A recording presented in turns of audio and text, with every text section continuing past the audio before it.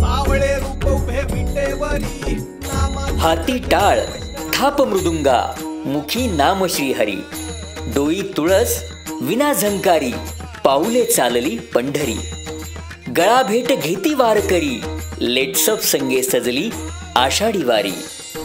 Jadhavar group of institute Pune प्रस्तुत अभंगवारी। महाराष्ट्राला भक्तिरसात डुंबविणाऱ्या आषाढी वारीचे खास वार्तांकन पहा फक्त लेट्सअप वर। माऊली रामकृष्ण हरी संत ज्ञानेश्वर महाराजांची पालखी सासवड गावी मुक्कामी आहे। काल आणि आज 2 दिवस सोपान काकांच्या नगरीमध्ये अर्थात सासवड नगरीमध्ये ज्ञानेश्वर महाराजांची पालखी 2 दिवस मुक्कामी आहे। पाठीमागे जर बघितलं तर सोपान काकांचं हे समाधी संजीवन मंदिर आहे आणि या नदीकाठी वसलेलं हे मंदिर नागेश्वराच्या पाठीमागे सोपान काकांची समाधी आहे आणि या नदीला यावर्षी पाऊस चांगला असल्यामुळे एक मोठी सौंदर्य पाहायला मिळतंय। वारकरी या ठिकाणी मंदिराकडे आलेले आहेत, दर्शन घेत आहेत। सकाळची वेळ आहे, काही जण आपले सोबत घेऊन आलेले कपडे धुत आहेत। या सगळ्यात आधी कपडे धुणाऱ्या बाबांकडे मी जातो। बाबा रामकृष्ण हरी, कुठं आलात? वाशिम। वाशिम, बरं मग कुठल्या दिंडीमध्ये तुम्ही? नरेश महाराज यवतमाळ। दिंडीमध्ये रथाच्या पुढे की मागे? नाही माग। रथाच्या मागे। मग आता हे हातानेच कपडे धुणं सुरू आहेत तुमचे? हो।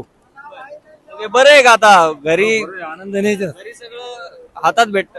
हो, इथं नाही हातात भेटत ना, सर्व करून घ्यावं लागते, सर्व करावं लागते। याचा काही त्रास होतो की काय? काहीच नाही त्रास। आनंद आहे, याच्यातच आनंद वाटते आम्हाला। तर एसटी फ्री आहे ना, हो तरी आम्ही एसटीत नाही आलो ना।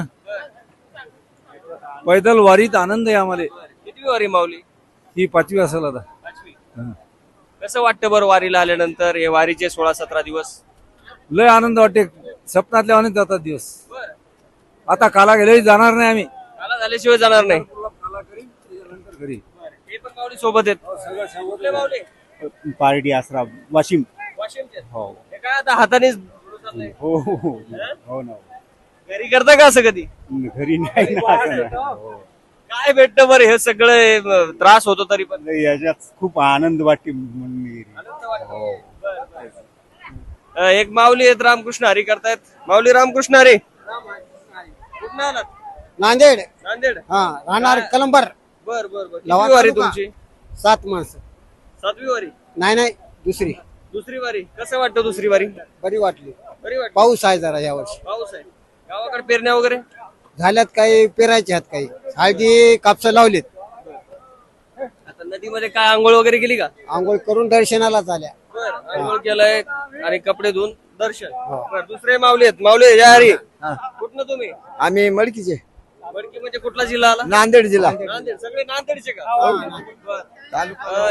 हे सगळे वारकरी आहेत, हे नांदेड वरून आलेत। मराठवाड्यातला एक मोठा वर्ग वारीमध्ये आपल्याला दिसतो।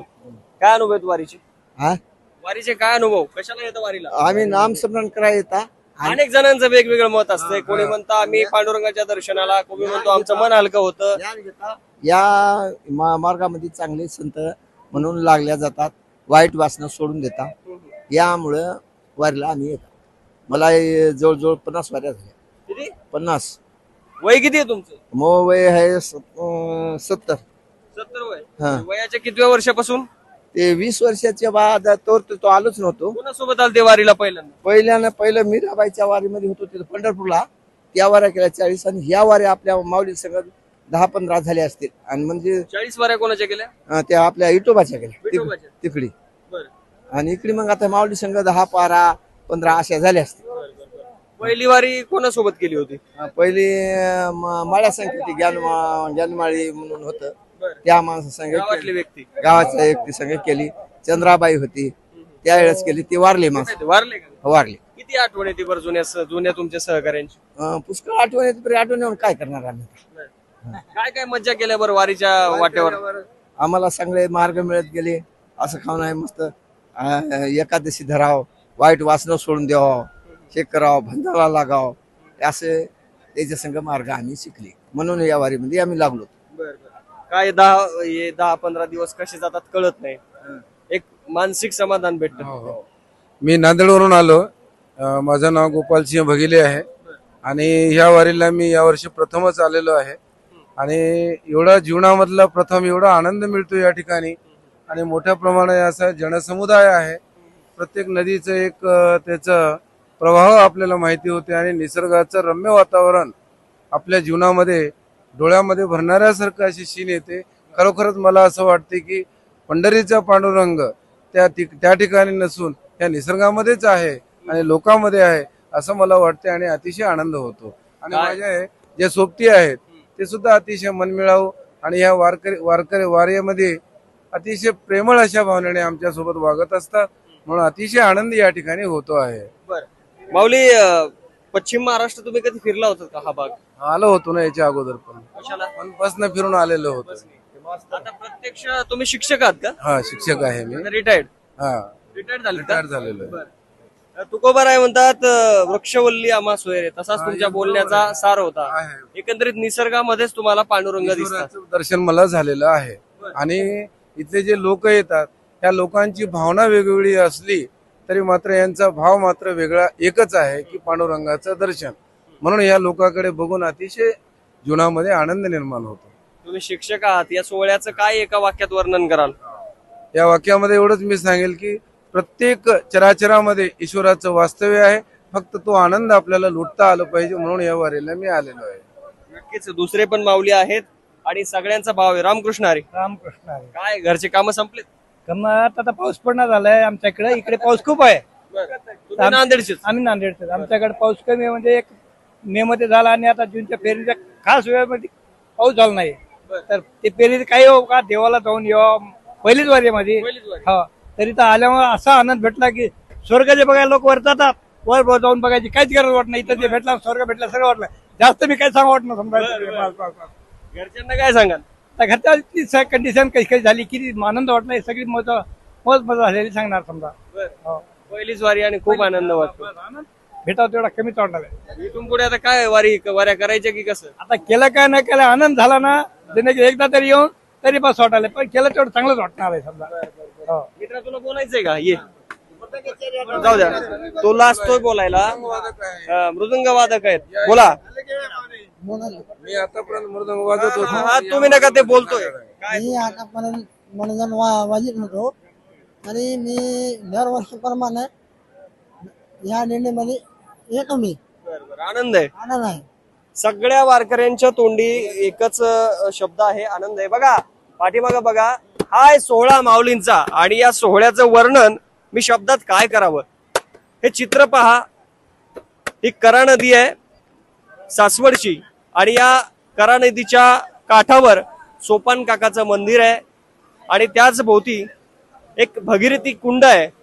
त्या भगीरथी कुंडाची अशी महती सांगितली जाते की पांडुरंगाने या कुंडाची निर्मिती केली सोपान काकांच्या स्नानासाठी आणि सर्व तीर्थ एकत्र करत हे कुंड इथं बांधण्यात आलेलं आहे असं भाविक वारकरी असं त्यांचं मानणं आहे, त्यांची भावना आहे, श्रद्धा आहे.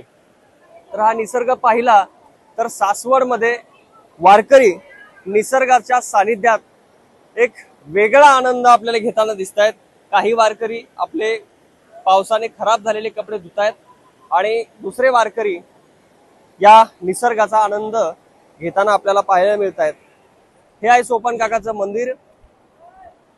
सोपान काकाचं मंदिर या बाजूला कुंडाच्या ठिकाणी जाऊन पण काही वारकरी दर्शन घेत आहेत आणि असंच सर्व संपूर्ण सासवड नगरीमध्ये हे चित्र आपल्याला पाहायला मिळत आहे.